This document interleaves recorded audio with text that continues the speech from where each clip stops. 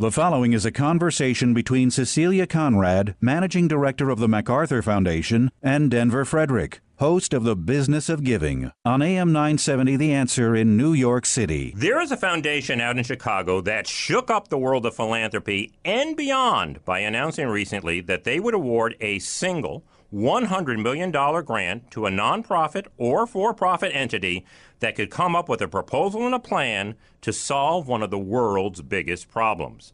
That foundation, who is also known for a program that has been coined by the media as the Genius Grants, is the John D. and Catherine T. MacArthur Foundation. And with us this evening is their Managing Director, Dr. Cecilia Conrad. Good evening, Cecilia, and welcome to The Business of Giving. Good evening, and thank you for including me. Before we delve into the two programs I just mentioned, tell us who were John D. and Catherine T. MacArthur, how did they make their money, and a little bit about the history of the foundation. Well, the MacArthurs made their money in real estate and in insurance. And actually, they did quite a bit of work in Florida real estate. When they passed away, they decided to set aside their estate as the MacArthur Foundation. And what's unusual about them is that they did not give specific directions about how the money should be spent or on what issues. They basically said, here's our gift. Go and make the world a better place. Right. I think John actually said that I made the money. You guys figure out how to give it away. Yes, or something along those lines. Right. So, well, let's take a look at the two programs I just talked about. We're going to start with the MacArthur Fellowship Program, which has been so called or so dubbed the Genius Grants. Tell us what it is and what you're looking to accomplish with it. Yes. Now, this is actually one of the original programs that was started at the foundation. And at the time, it was incredibly innovative, and it still remains unusual in philanthropy. The fellowship is trying to recognize exceptionally creative individuals and to give them the resources to free them up, to allow them to take new risks or to expand their creative endeavors without necessarily having to worry immediately about paying the rent or putting food on the table. So the idea behind it is to provide the resources and let those individuals decide how the best use of those funds might be. When did this program start, and how many fellows have been named since its inception? The program is celebrating its 35th anniversary. Congratulations. This year. We have roughly 950 fellows that have been awarded over that time period. Now, what's the process you go through to identify and then select these fellows? And I noted that you have quite an eclectic mix. These are just not scientists and innovators, but, you have blacksmiths and cartoonists and puppet makers, quite a broad spectrum. How do you go through the process of selecting who will become a fellow? Well, in fact, what we want to do is to recognize the depth and breadth of American creativity. So you're right. We look at all fields of endeavor, all domains. So that means that we have to reach far and wide for informants, or what we call nominators. So every month we invite a large number of people to nominate. And we then take in those nominations, review them, consider them, develop the files in greater depth, either by soliciting external evaluations or by kind of secretly sneaking into the back of performances or talks to hear people and to see people. We also have we bring those candidates forward to a selection committee that makes a recommendation to the foundation. So the entire process, though, and one of the things that sets the program apart, the entire process is done kind of in secret. Yeah. You cannot apply to be a MacArthur Fellow. Okay. And in the best of circumstances, you don't know that we're even looking at you to be a MacArthur Fellow. We ask people to maintain confidence about our research process, and people do. It's kind of one of the surprising things to me is that most of the time when I call someone and tell them that they have been named a MacArthur Fellow, it is the first that they've heard of it. That must be some kind of phone call. In fact, Cecilia, it kind of reminds me of that show from the late 1950s called The Millionaire. The Millionaire, yes. Yeah, when you had... We're dating ourselves because we know about that show. Yes, we are. That's exactly right. I think it was like 1955 or 60, and there was a I think the guy's name was Michael Anthony, who would deliver the cashier's check, and it was John Bereford Tipton that would do it. And this must be the same kind of thing when you get somebody on the other end of the phone. And this is not an insignificant award. It is $625,000 over 5 years. You mentioned before that there are no strings attached. In other words, they can do what they want with the money. Tell us the advantages of not having strings attached and what some of the people do with that money. Yes. And so the original idea behind the program, one of the sources that's sometimes cited as a place for the program, where the program might have gotten the idea, was a paper that was written that was talking about what they called venture research. Mm-hmm. And the paper argued that there needed to be a space to support research activity that wasn't necessarily leading immediately to a commercial application or to development of, some product. Interesting. And so we didn't want people to have to define, I'm going to take the money and do X. We wanted to say to the individuals, we've been watching you.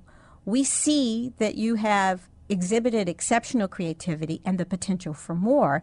And so this fellowship is really a statement of trust, that you're in the best position to figure out how to use these funds to enable you to continue to be creative in the future. And a pretty big responsibility, I would think, to the winners, and probably a little bit of pressure as well, correct? Well, in fact, winners tell us that they feel more pressure from this fellowship and the no strings aspect of it than they would if they had done a research project and a proposal and they had to give us a report. Because they really do take to heart this notion that we have placed trust in them. Aside from the freedom that it affords these individuals to go down creative paths in an unfettered way, what are some of the indirect benefits that accrue to an individual who's been named a MacArthur Fellow? Well, besides the money, which fellows tell us they do appreciate, sure. The fellowship conveys some credibility to the individuals that sometimes opens doors for those individuals that might not have been opened otherwise.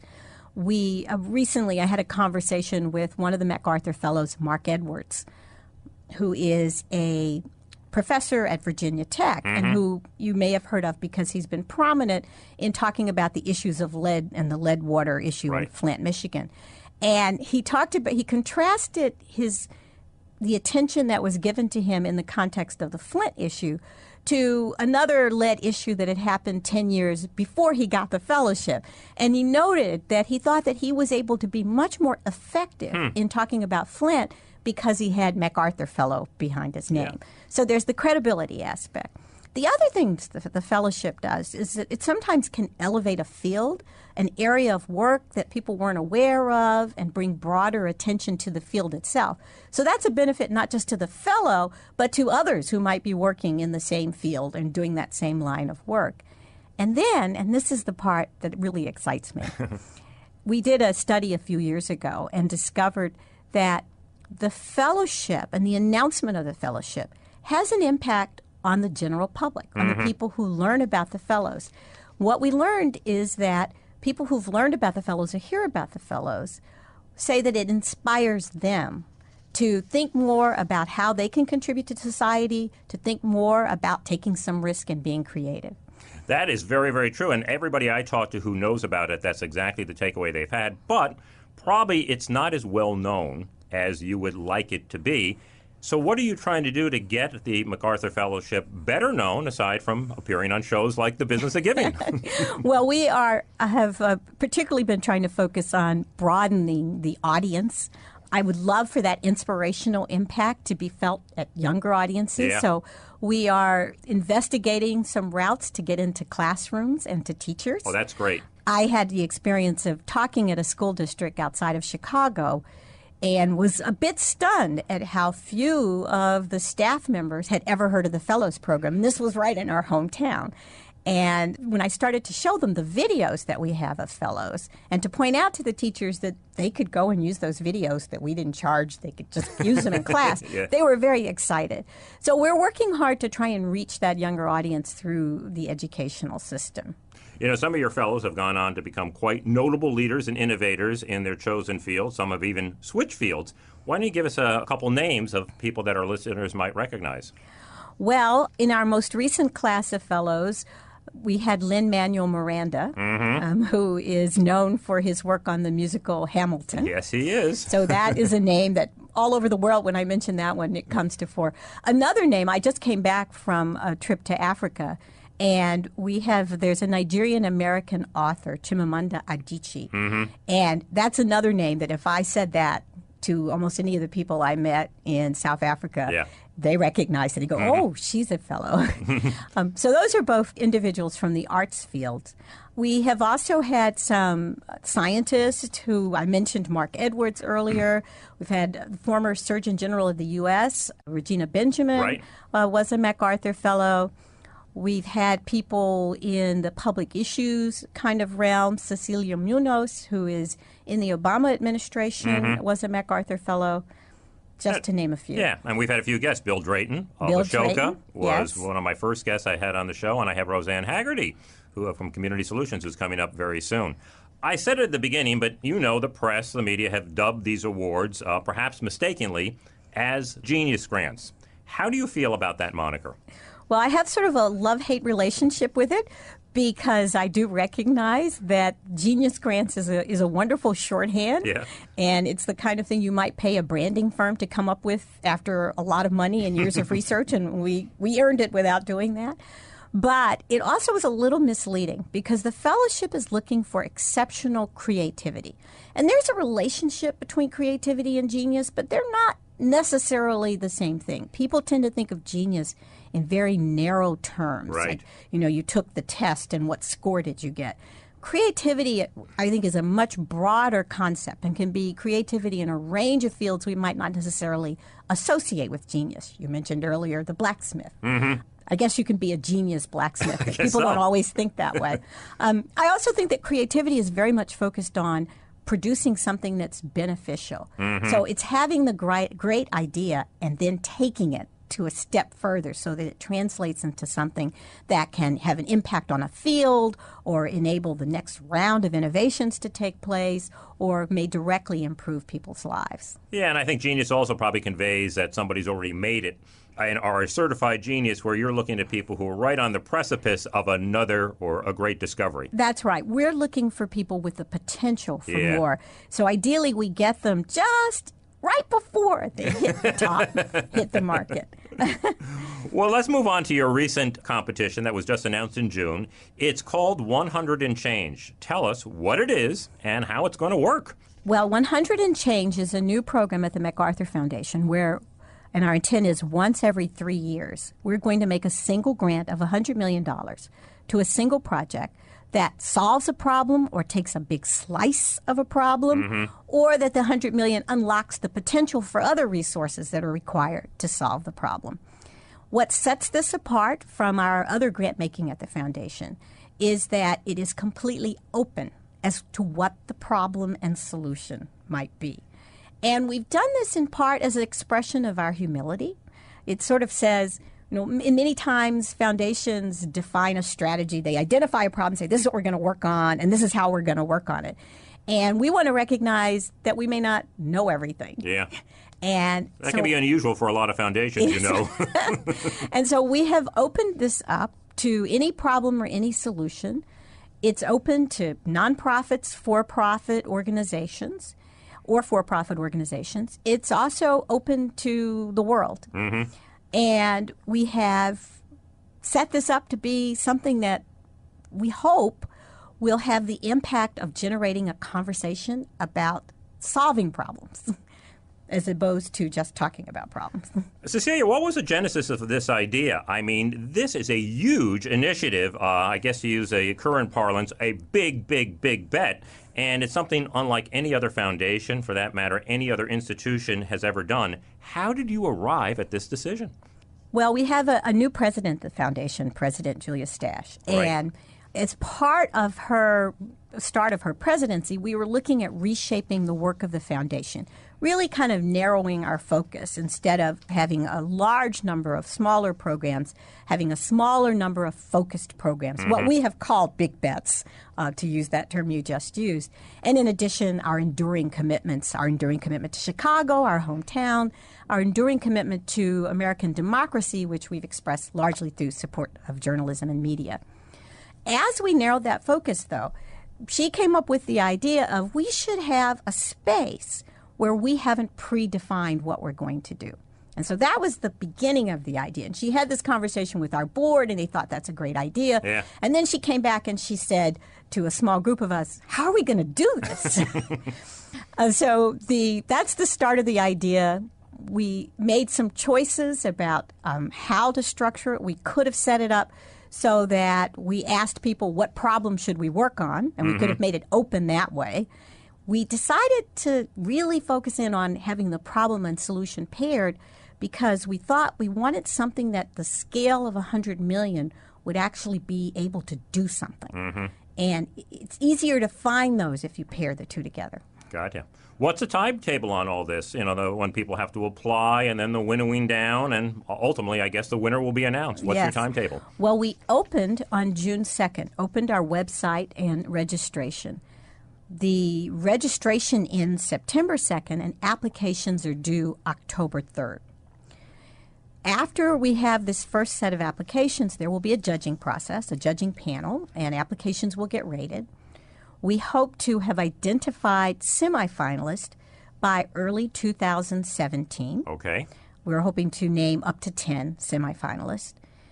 Those 10 semifinalists will then have some time working with technical assistance provided by the foundation to really develop their plan, to dot their I's and cross their T's, to think about how you actually implement the solution, maybe design a scaling up plan, what the needs are based on the needs of the specific proposal. We will be narrowing that pool of semifinalists to a group of finalists sometime in the summer of 2017, late summer. The finalists, up to 5, will participate in a public presentation in the fall of 2017. We hope to have the winner named and the funds going out the door in early 2018. It's got a little bit of a Shark Tank feel to it, doesn't it? I think I've heard that analogy before, and I think, maybe that last one, rather than thinking of it, there's a little bit of me that would be very excited if in the public presentation, one of the things we plan to do is to invite other funders. I think that's a fabulous idea. And I'm really hopeful that I think we'll have success if more than one good idea is there and more than one funder wants to help fund it. And maybe we even get competitive with each other. Yeah, it's mine. It's a brilliant idea. It really is. And I mean, this whole thing is so open. I think about 70% of foundations will not accept outside proposals, unsolicited. So the idea that you're opening this up to everybody, the idea that you're inviting other entities and other foundations to come in to listen, the whole openness and the whole transparency of it all is really a tremendous breath of fresh air, and I think it will have some other benefits over and beyond actually the competition itself. Can any of this $100 million grant be used for overhead or building infrastructure by the winning organization? Yes, we have not defined or restricted the categories of expenses, but it'll be up to the organization to document and persuade us that the expenses make sense for the solution that they've proposed. One of the other things the organizations will have to do, I think it's important to note, is that they'll need to provide some evidence that their solution will work. Yeah. We're looking for solutions that have some evidentiary base behind them. And you kind of alluded to this before, but talk about it a little bit more. And that is, does this solution have to solve a problem? Does a problem have to be able to be solved with an infusion of $100 million? Or can it just be leading to the next step? Just go into a little bit more detail on that if you would. It can be, it would be wonderful if $100 million did it and we were done and this problem was gone forever. But we're also looking potentially for situations where $100 million takes a slice of the problem and sets it up in a place where we can unlock other resources might be unlocked to help continue with the solution. Or $100 million might set up the problem so that there's an identifiable revenue stream that will help to sustain the solution over the long time. Very smart. Knowing the importance of collaboration and building coalitions to solve really, really tough problems, do the rules allow for joint proposals from multiple groups? Yes, there can be multiple groups who come together, but we're going to make the award to a single organization, a single lead entity. So they're going to kind of need to organize themselves ahead of time. Beyond the winning entry and awarding $100 million to hopefully a great and transformative idea and solution, what are the other indirect benefits that you're hoping will come out of this initiative? Well, one, and I think we're already starting to see some of that, is generating a conversation about solutions. What problems are there that we potentially have the solutions for? What are the range of problems in terms of scale? I think sometimes we get overwhelmed because we think problems require huge amount of money. $100 million is a lot of money, but it's not a huge amount of money. And so the idea that people can start to talk about the scale of problems and actually trying to focus our attention on solving them is one of the things that we hope will lead to a benefit beyond the immediate aspect of this award. And you said at the beginning, this is not going to be a one-off, right? That's our plan. Our plan is to do this once every 3 years. This is, of course, the first time we've done it. Yeah. And we may have to tweak things. Oh, sure. So we'll see. This is a learning process. Let me get you out on this, Cecilia. What has been the impact of this announcement of 100 and change, that's a single $100 million award, been on the MacArthur Foundation itself? How you view yourself as an organization, the morale of the staff and the trustees, the culture and vibe of the place? Yes. One of the gratifying aspects of having the opportunity to lead this program is that it has drawn people from all parts of the foundation to work together as a team. Our whole design process, we had people who had typically worked in different programs. Some of them had worked in U.S.-based programs, some in international-based. We had people from the legal staff. We had people from the communications staff.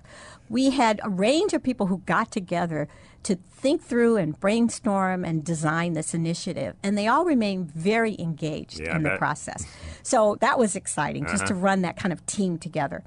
The other aspect that I'm excited about is that we have engaged people in the foundation to help us with thinking about who the judges might be.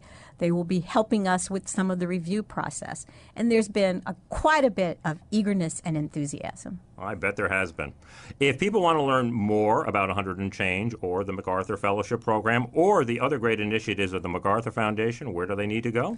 Well, for 100 and Change, they should go to our website, which is 100, the number 100, and change.org. And you'll find a wonderful video that outlines the program there.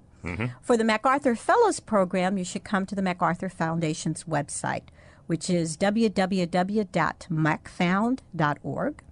And that website, you go to the MacArthur Fellows Program, you can see bios of all of the fellows, and at least for the more recent classes, we have videos where each one of them talks about their work. Yeah, they're excellent. I've watched them. Well, Dr. Cecilia Conrad, Managing Director of the John D. and Catherine T. MacArthur Foundation, I believe you once said that you had the coolest job in the world, and now we all know why. I can't wait to see how 100 and Change unfolds, and if you can, I hope you can come back in a year or so after the winner has been announced to share your reflections on the entire process. I would love to do that. Thank you. It was a real pleasure to have you on the show, Cecilia. Thank you. The Business of Giving can be heard every Sunday evening between 6 and 7 p.m. Eastern on AM 970 The Answer in New York and on iHeartRadio. You can follow us at Biz of Give on Twitter and at Facebook.com/biz.